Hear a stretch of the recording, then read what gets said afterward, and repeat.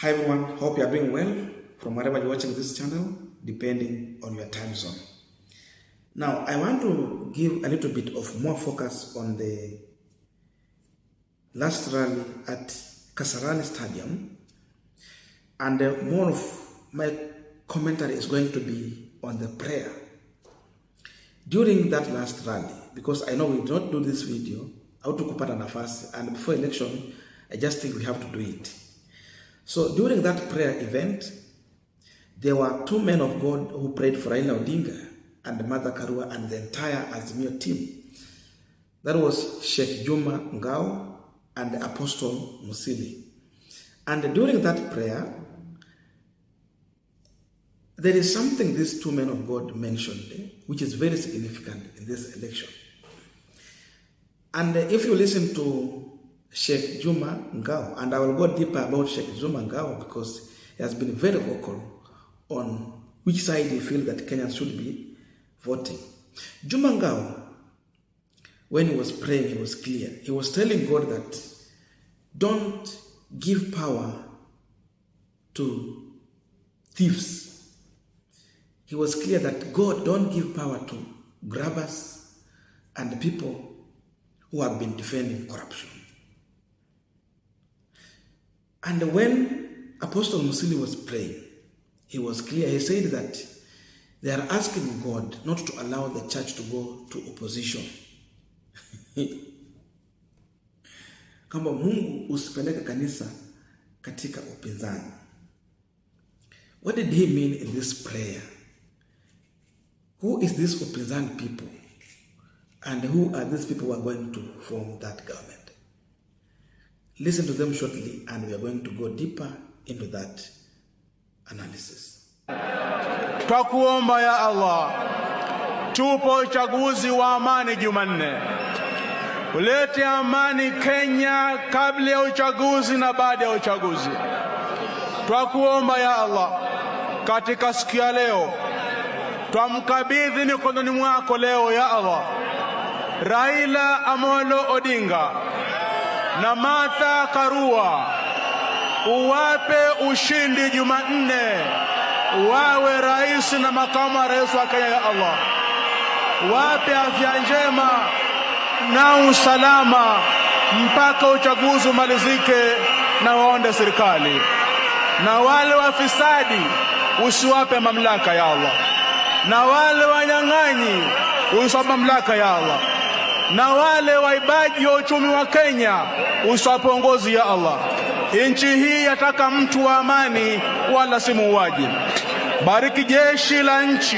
Tunakataa Baba katika jina la Yesu ya kwamba kanisa alitakwenda upinzani, litaingia kwa Azimio, maana ndiyo serikali inayokuja chini yake Raila Amolo Odinga. Ninasema ni asante Baba, wema na rehema yako ikatawale, wingu la malaika wako watokao mbinguni wakakuje. Nimekataa nguvu zote za giza na kisirani cha mashetani, cha wafisadi, wale makorapti, ya kwamba watashika uongozi wa nchi yetu hii ya Kenya. Baba, ninasema ni asante kwa fursa hii na kwa haji. Now, when Apostle Musili said that God should not allow church to go to opposition, what the apostle mean is that Raila Odinga is going to form the next government, and therefore the church should vote Raila Amolo Odinga and not William Samoei Ruto, because according to him, Ruto is going to form the next opposition, but Raila will form the government. Sheikh Ngao Juma said that God should not give power to people who are thieves, people who are grabbers, and people who are corrupt. So according to Ngao Juma, William Ruto is carrying the people who are corrupt, thieves, and grabbers. I want to go deeper on the issue of as far as how Sheikh Juma Ngao has been tackling the issue of corruption and how Ruto got to lead, because he has exposed too many things about William Ruto as far as the issue of tribalism is concerned in this country and power. But I just want to ask you one thing. Please remember to subscribe to this channel so that another time, once we release another video, you'll always get notified. And again, to all our subscribers, thank you so much for always coming to watch our videos. Share us out, please, if you can. Now, Sheikh Ngao, in several occasions during the Azimio rallies, he has always exposed how William Samoei Ruto has painted the kind of a leader who is more of a tribal and not a national leader. And I wanted to listen to Sheikh Ngao shortly so that you can have this before we get to election day. Mpatwe nani? La mwisho, huyu mzee hana ukabila. Raila hana ukabila. Tawapa mfano, tunawakumbusha tu fadhakir kwamba kabineti ya mwanzo iliyoundwa Kenya baina ya Uhuru Kenyatta na Ruto. Sikizeni, kabineti ya Uhuru ilikuwaje na ya Ruto ya kikabila ilikuwaje?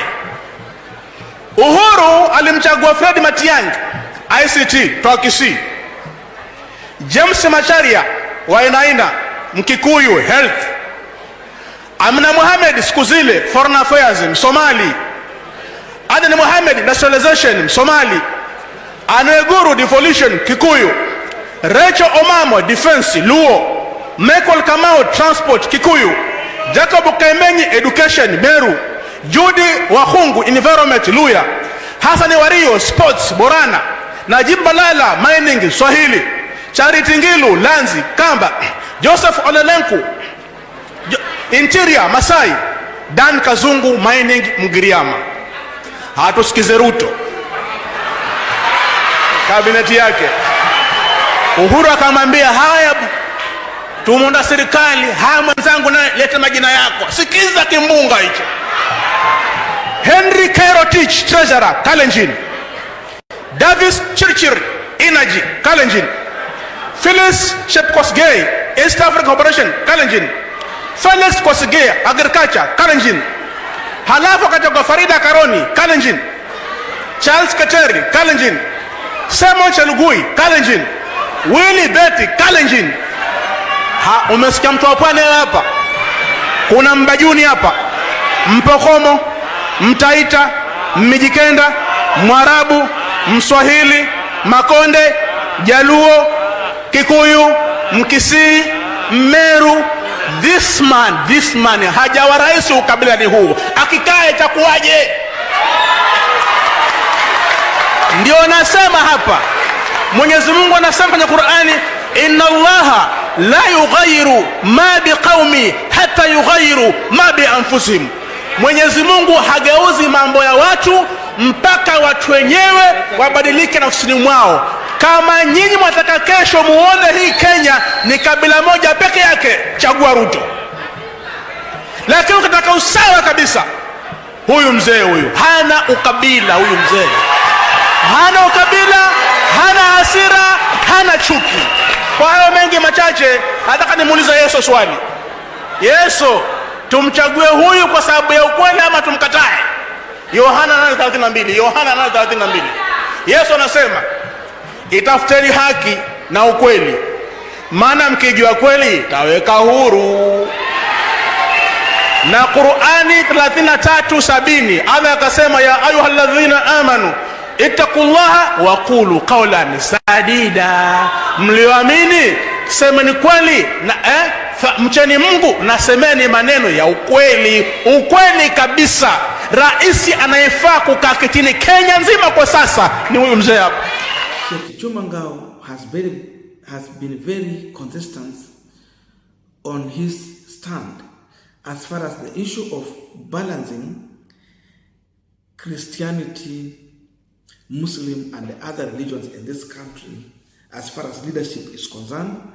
The issue of balancing the ethnicity or the tribes in this country as far as leadership is concerned. For him it was clear, and he has been always pointing out, of which it has been a very huge exposure of how Ruto has been able to handle the issue of balancing a country when it comes to leadership. In one hand, when Ruto got to serve in President Uhuru Kenyatta's government, remember in 2013 they had a coalition government where Uhuru was bringing a half and William Ruto was given another half. So in William Samoei Ruto's side, Ruto decided to focus more on the Kalenjin community. In fact, it was purely Kalenjin. All the positions he got in the Jubilee government, he handed the entire positions to the Kalenjin community. And even in all those Kalenjin people who got power, Sheikh Ngao went further to confirm that Ruto never saw any Muslim Kalenjin to hand over any position. So he focused only on Christians. And does Ruto want to tell Kenya that there's no any Kalenjin who is a Muslim just to appease Muslim?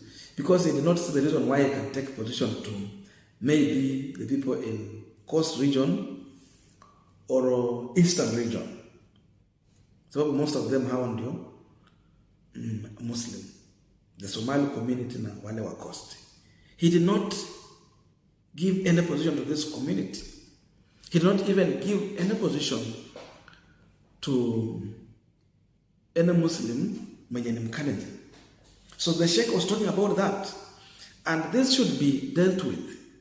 When it comes to leadership, you have to balance the issue of communities. You have to balance the issue of religion in this country.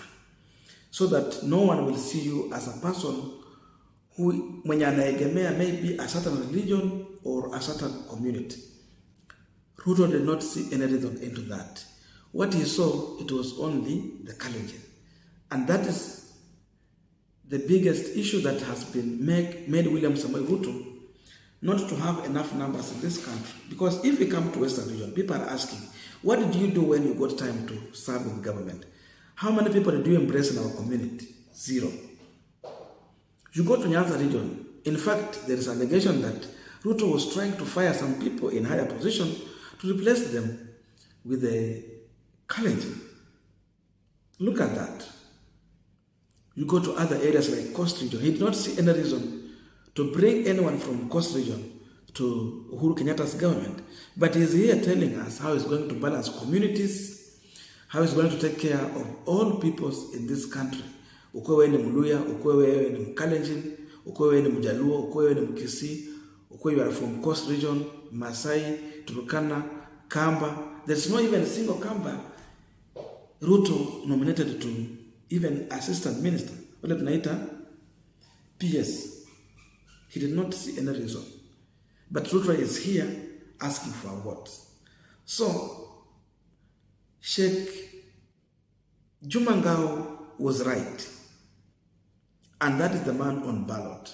So before you go and cast your vote, you should ask yourself, who can serve the interests of this country? Who can bring the country together? Is it Railaodinga or William Ruto? Because again, you have to compare Raila Odinga at the time he got a chance to serve in government. And the only time Raila had a better chance was during the Nusum cut.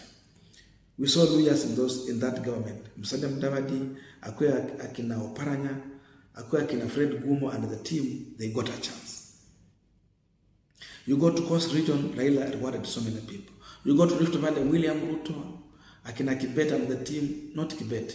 Kuna wale jamaa wengine, they got a chance to serve in that government.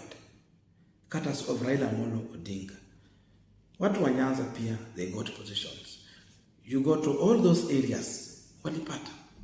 Raila even went to an extent of giving some position to the people of Mount Kenya region, despite the fact that kuna wale walikuwa wapata nafasi kupitia kwa President Kibaki, the late president.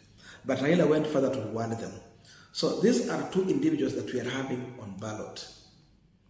A man who has a clear plan for the country with all our tribes, and a man who has a plan for his tribe and not the entire country. So make an informed decision, and that is the message I just had to remind you, which was well explained by Sheikh Juma Ngao. I don't know your views, but that's my view. Otherwise, let us meet in the comment section so that we can have a continuation of this conversation. From tomorrow, we are going to put our eye on everything that is happening, and we will always bring an update here to you guys. So, tuko site. Kata simu and tune in to the channel to get all the information we are going to analyze on this punchline. May good God bless you and see you in the next week.